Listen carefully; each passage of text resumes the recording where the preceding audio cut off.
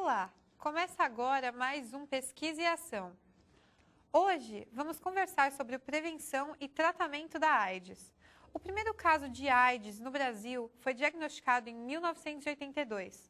As taxas de infecção cresceram ao longo da década de 80.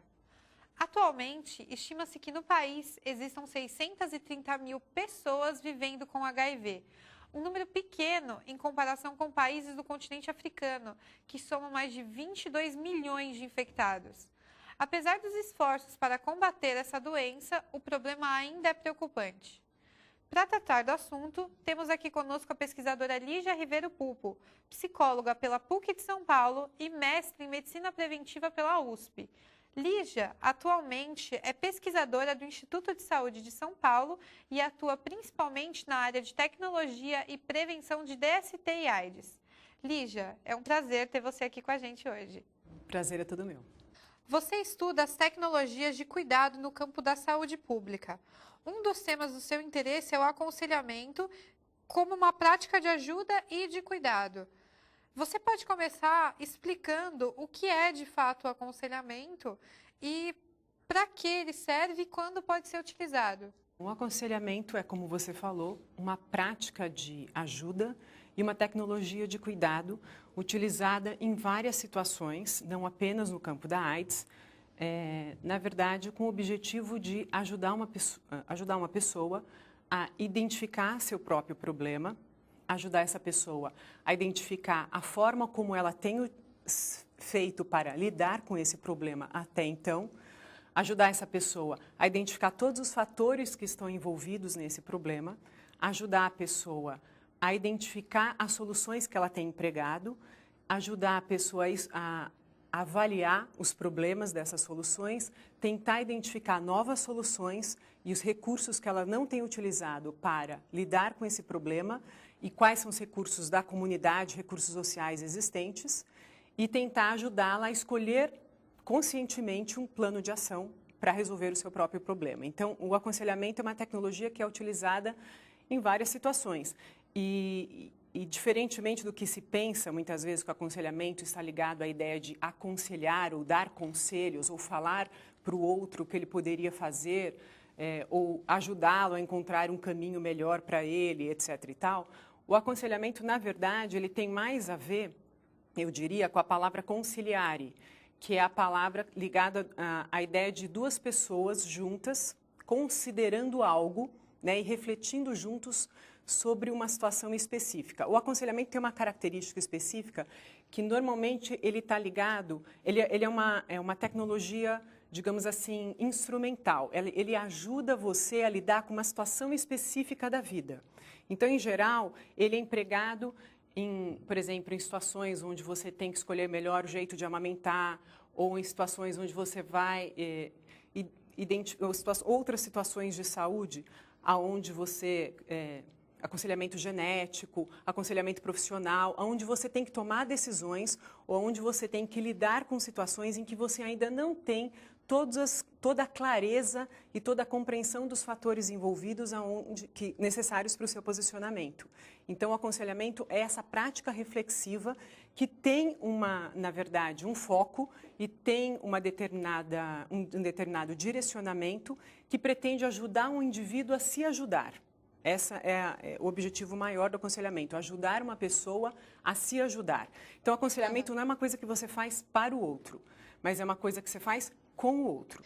E na sua dissertação, você trata do uso dessa tecnologia do aconselhamento no campo da AIDS. Quando o aconselhamento foi inserido nesse campo?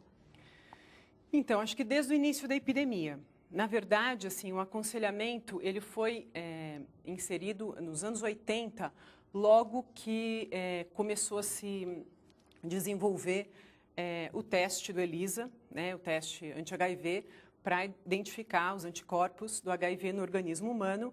Nesse período, na verdade, as pessoas estavam se infectando e precisavam de não só de apoio para lidar com a infecção, porque a infecção sempre foi, enfim, recheada de muito preconceito, de muitos problemas que as pessoas tinham que lidar e tal. Como não tinha tratamento ainda muito desenvolvido, né? Acho que nem tinha o AZT foi um pouco depois. E na verdade, o aconselhamento era uma das poucas tecnologias não medicamentosas que existiam para lidar com os aspectos psicossociais da doença, ou seja, os aspectos socioculturais e afetivo-emocionais da doença, ou seja, como que aquilo impactava a vida do indivíduo, as relações sociais, as relações profissionais, e, entre outras coisas. Então, foi inserido o aconselhamento logo no início da epidemia, porque se precisava de um espaço onde a gente pudesse discutir com a pessoa o significado do teste, o significado de ser soro negativo, o significado de ser soro positivo, e um espaço onde as pessoas pudessem pensar como se prevenir e como se cuidar. Pensar juntos com um profissional, né? Você identificou fragilidades e alguns problemas no aconselhamento oferecido nessa área. Que fragilidades são essas? Então, na verdade, o aconselhamento no campo da AIDS, ele teve essa intencionalidade, né, de tentar promover um tipo de cuidado individualizado para cada uma dessas pessoas. No entanto, à medida que ele foi sendo inserido nos serviços de AIDS e nos centros de treinamento e testagem e aconselhamento, que são os CTAs, antigos COAs, né, Centros de Orientação e Apoio Sorológico, que são serviços da rede pública de saúde que são disponíveis explicitamente para fazer o teste do HIV e para ajudar no diagnóstico precoce. Então, eles foram inseridos nesse serviço antes do teste, para que as pessoas pensassem sobre por que elas estão fazendo o teste, em que momento que elas estão fazendo o teste, se o teste está sendo feito no momento adequado da vida, se elas tinham que esperar mais um tempo para fazer o teste e tal, e logo depois do teste para as pessoas refletirem sobre o resultado do teste e o aconselhamento, então, foi utilizado pelo Programa Nacional de DST/AIDS, os programas estaduais, como uma ferramenta de prevenção, como um espaço onde a pessoa refletia sobre seus riscos, seu comportamento e formas de superar esses riscos. Então, ele foi inserido nesse momento. No entanto, depois de um tempo, né, inserido nos serviços, ele virou uma prática onde se fazia tudo nesse espaço. Em vez de ser simplesmente uma prática de reflexão, que é o potencial do aconselhamento, conjunta entre riscos e problemas e dificuldades e motivos e motivações e tal, o aconselhamento começou a ser uma prática onde se passava informação, digamos, informações padronizadas, informações genéricas para todas as pessoas, e uma prática onde se colhia informações sobre os indivíduos para o serviço. Então, assim, os questionários sobre comportamento sexual ou as informações que o serviço queria saber sobre os indivíduos que estavam chegando ao serviço, informações gerais, eram feitas no aconselhamento. Então, o aconselhador ficava mais preocupado em passar informações para todo mundo, informações iguais para todo mundo, e em coletar informações sobre aquela população, informações, digamos, semelhantes para todo mundo. Então, ficou quase que um questionário. E o diálogo, a reflexão conjunta, a própria proposta do aconselhamento, ela acabou sendo prejudicada. Na sua opinião, qual o papel do aconselhamento enquanto estratégia de prevenção e cuidado às DSTs e à AIDS? E você considera essa prática do aconselhamento mais importante que as campanhas de prevenção? Eu acho que são atividades de naturezas bem distintas, né? Então, por exemplo, uma campanha de prevenção são atividades de natureza mais macro, mais coletiva, né? Então, assim, existem algumas ações e algumas políticas que são do plano macro, ou seja, assim como assim, oferecer preservativos para a população, vacinação, ou campanhas específicas de prevenção, ou testagem, campanhas de testagem e tal, ou distribuir alguns insumos, são estratégias, digamos assim, coletivas e que pretendem ser iguais para todo mundo. Você pode até fazer estratégias para grupos específicos, só para a população de homens que fazem sexo com homens, profissionais do sexo, mulheres, mas mesmo assim você está atingindo um número grande de pessoas. O aconselhamento é uma estratégia que pretende atingir a prevenção e o cuidado no âmbito do indivíduo, do micro. Ou seja, é uma outra complexidade. Eu preciso entender cada história individual. Eu preciso entender as necessidades e as especificidades daquele indivíduo. Eu preciso entender, na verdade, qual é a vida cotidiana e a história que ele está trazendo e qual o tipo de risco e a forma como ele tem tentado lidar com aquele tipo de risco daquela pessoa. Então, são coisas completamente diferentes e precisam ser utilizadas ambas numa política nacional e estadual de AIDS, mas precisam ser utilizadas no potencial que elas têm. Se você utiliza uma prática individual, né, para fazer coisas padronizadas ou simplesmente para fazer um questionário padronizado, você perde o potencial que essa prática individual tem. Uhum. Se você, na verdade, não utiliza campanhas de massa ou atividades, digamos, mais coletivas, em algumas situações para atingir um número maior de pessoas, você também perde o potencial dessa ferramenta. Alguma coisa mudou na forma de se compreender a prevenção nos dias de hoje? Na verdade, a forma de enxergar a prevenção tem mudado significativamente desde o início da epidemia, basicamente, radicalmente. Assim, porque no início, por exemplo, bem no início da epidemia, quando se identificava a epidemia com algumas populações específicas, que eram chamados grupos de risco, né?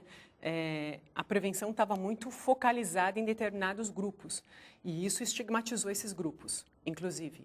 Né? E, enfim, até aumentou o preconceito de algumas pessoas frente a esses grupos. Depois, se percebeu que todos estavam, de alguma forma,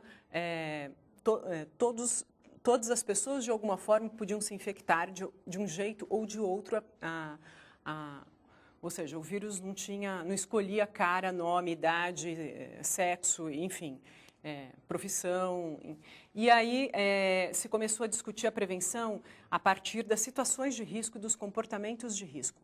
E aí o foco não era mais grupos específicos, mas comportamentos e situações de risco.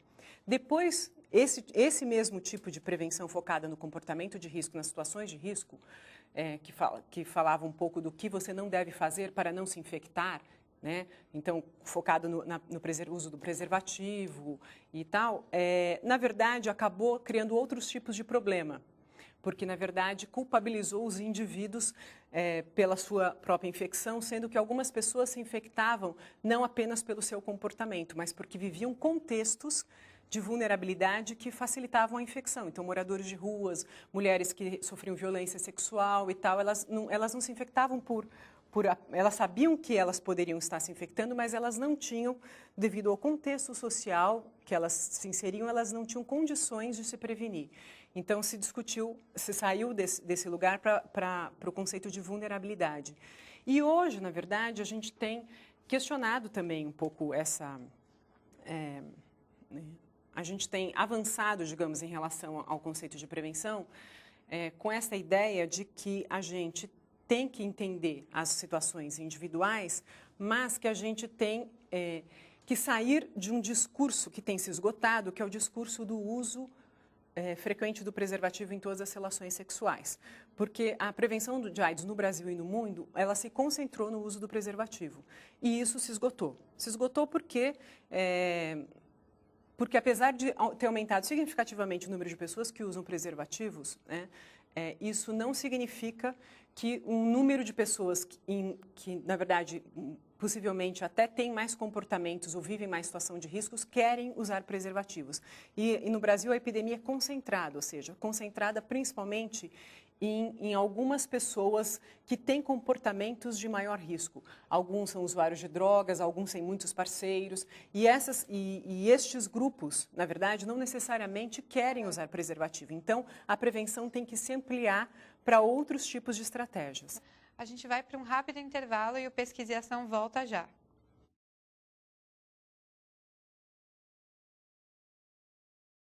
O Pesquisa e Ação está de volta com a psicóloga e mestre em medicina preventiva, Lígia Pupo. Hoje falamos sobre o aconselhamento na prevenção e tratamento de DST e AIDS. Lígia, alguns estudos mostram que existe uma variação na forma como a prática do aconselhamento é executada. Em alguns casos, ela chega até a ser banalizada. Por que isso acontece? Na verdade, eu acho que o aconselhamento ele foi uma tecnologia que inicialmente ele foi inserido para ser essa atenção personalizada, né, tanto aos portadores como às pessoas que iam fazer o teste, mas depois eu acho que ela virou uma prática bombril, que é o que eu sempre falo, que eu falo na dissertação. Por que prática bombril? Porque se resolveu fazer do aconselhamento ou espaço dentro do serviço onde é o espaço personalizado de diálogo com o usuário. Então, quando o usuário entra no serviço para fazer o teste e tal, se considera o aconselhamento como espaço onde a gente vai passar informação sobre o serviço, passar informações sobre a prevenção, a gente vai ensiná-lo a usar o preservativo, a gente vai fazer todas as perguntas para saber quem é esta pessoa que está chegando no serviço e para coletar informações sobre comportamentos sexuais da população. Então, foi introduzido um questionário dentro do aconselhamento que faz com que os profissionais tenham que fazer perguntas mais ou menos iguais para todos os usuários.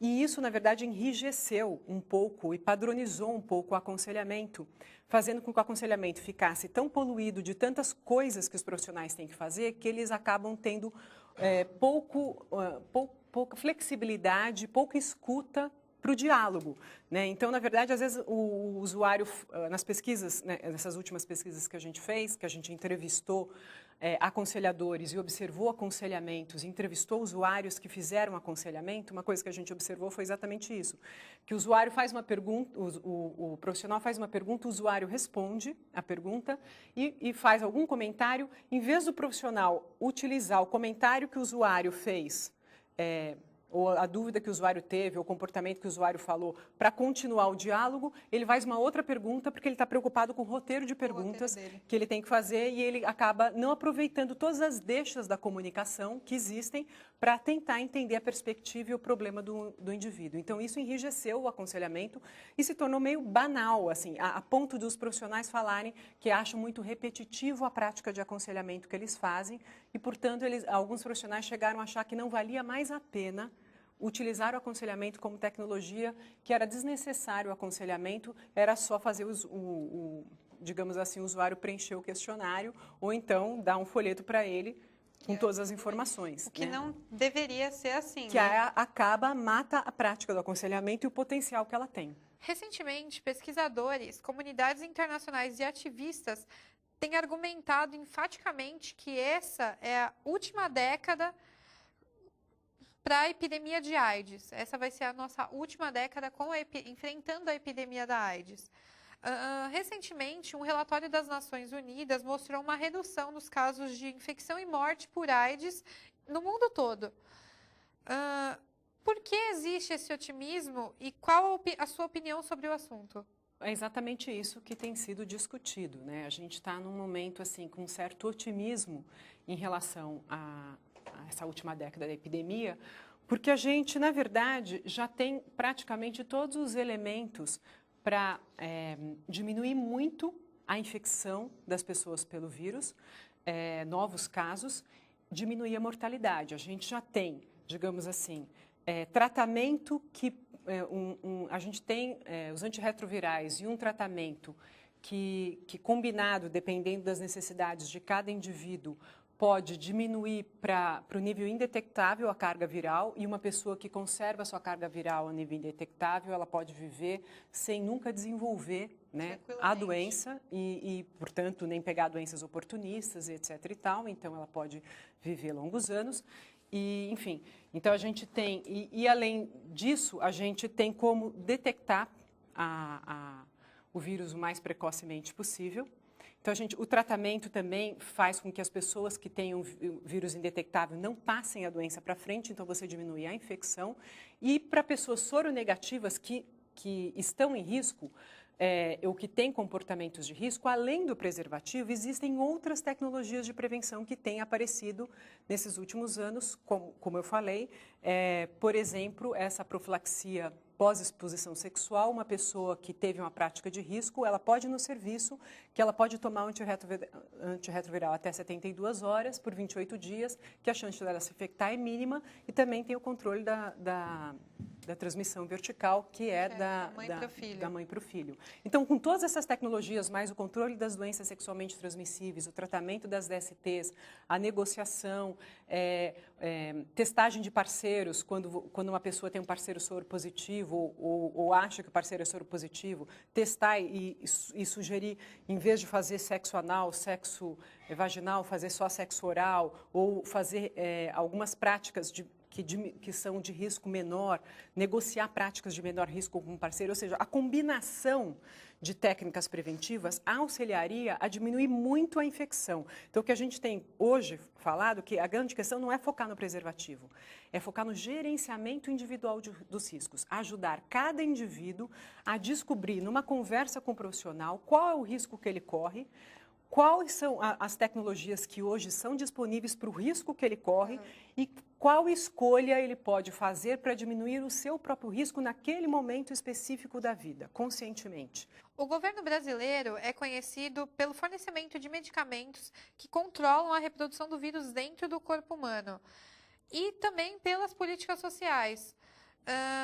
A experiência do Brasil é frequentemente utilizada como exemplo para outros países que enfrentam essa epidemia e, nesse caso, a gente está realmente à frente? Acho que o Brasil ficou à frente durante um bom tempo, assim, mais ou menos até o ano 2000 e tal, final da década de 90, início da década de 2000 e tal, mas agora eu acho que a gente está tendo um momento crítico, porque houve o aumento, está havendo um aumento da mortalidade por AIDS, significativamente, e principalmente nesses últimos 6 anos,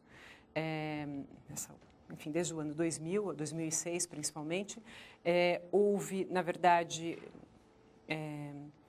um aumento da incidência de novos casos de AIDS em 20%, um número maior de pessoas com maior número de parceiros e uma diminuição do uso de preservativos. Então, assim, a gente está percebendo, além disso, as organizações não governamentais, assim, a mobilização social em torno da AIDS diminuiu significativamente, a AIDS na mídia diminuiu significativamente, né? As publicações sobre AIDS diminuíram, as conversas sobre AIDS diminuíram significativamente nesses últimos 10 anos. E a gente tem também o dinheiro que, na verdade, em termos de políticas públicas, foi descentralizado, né, do governo federal para o governo estadual e municipal, algumas secretarias que recebem dinheiro específico para ser utilizado nessas ações de prevenção e tratamento da AIDS, não necessariamente estão utilizando o dinheiro que é teoricamente previsto para essas ações, nessas ações de prevenção e tratamento. Então, eles são utilizados em outras ações, o que faz com que se perca muito das possibilidades que se tem de controle da epidemia. No Brasil, para confirmar se uma pessoa é soropositiva, ela pode ir até o centro de testagem e aconselhamento fazer o teste de HIV. Qual é o papel desse serviço e como é feito o teste? Ela pode fazer em outros postos de saúde também, na verdade, não necessariamente só no centro de testagem e aconselhamento, né? Assim, em São Paulo, em vários municípios do Brasil, a testagem é oferecida em outros lugares, mas existem municípios que ainda não, né? Agora, o centro de testagem e aconselhamento é uma unidade específica só para fazer o teste do HIV. E ela funciona da seguinte forma: a pessoa vai lá e ela faz, atualmente, esses serviços oferecem não só a testagem do HIV, mas da sífilis, hepatite B e C. E a pessoa vai lá e ela faz o teste na hora. Hoje em dia, além do teste convencional, que antes demorava 30 dias ou 15 dias para dar o resultado, agora tem o teste rápido, que dá o resultado em 30 minutos. Né? E, enfim, é um teste tão confiável como o ELISA, que convencional. Né? O resultado é tão confiável como o outro. Existe o período que é chamado de janela imunológica e ele deve ser respeitado antes da pessoa ir até o posto fazer o teste. Como funciona esse período? Na verdade, existe esse período, sim. O período de janela imunológica é o período que uma pessoa que tem contato com o vírus, o período que o organismo demora para produzir os anticorpos que vão aparecer no teste, porque o teste detecta os anticorpos e não o vírus. Então, esse período é em torno de 1 mês, né? Pode ser até 3 meses, mas em torno de 1 mês a maioria das pessoas já tem os anticorpos relacionados ao vírus e isso já vai aparecer no teste, é em torno de 1 mês. No entanto, isso não deve ser barreira para as pessoas fazerem o teste. Né? Hoje em dia, a gente considera que as pessoas que estão ansiosas, querem fazer o teste, devem fazer o teste, ainda que elas tenham, ainda que no serviço se identifique que ela pode estar em janela imunológica, provavelmente o serviço vai orientar ela a fazer uma retestagem depois. Né? Mas as pessoas não devem, porque às vezes as pessoas estão com medo de fazer o teste, a fim de fazer o teste, ansiosas de fazer o teste, enrolam muito e acabam não indo. né? Ou então vão e não buscam resultado e tal. Agora você pode pegar o resultado no momento, você pode esperar no serviço, pegar o resultado em meia hora. Então as pessoas não devem, na verdade, deixar de fazer o teste, porque talvez estejam em janela. E por que ser portador do HIV é diferente de ter AIDS?